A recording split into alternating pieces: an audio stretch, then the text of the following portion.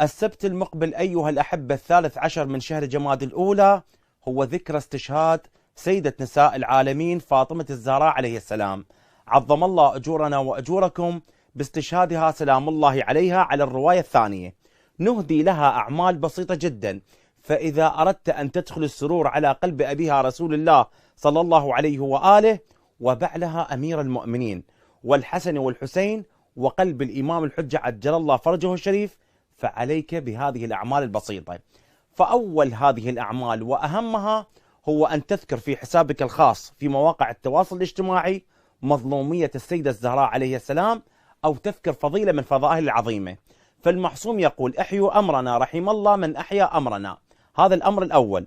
والأمر الثاني أن تزور السيدة فاطمة الزهراء عليه السلام بالزيارة المختصرة، موجودة في كتاب مفاتيح الجنان، وكذلك في برنامج حقيبة المؤمن في خانة الزيارات. هذا الأمر الثاني. والأمر الثالث أن تلعن قاتلي السيدة الزهراء عليه السلام، تقول: اللهم لعن قتلة السيدة فاطمة 100 مرة.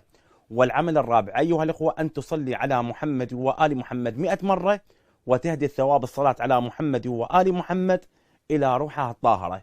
والعمل الخامس والأخير أن تصلي ركعتين هدية للسيدة الزهراء عليه السلام، ركعتان مثل صلاة الصبح، تقرأ في كل ركعة فاتحة الكتاب مرة وبعدها أي سورة.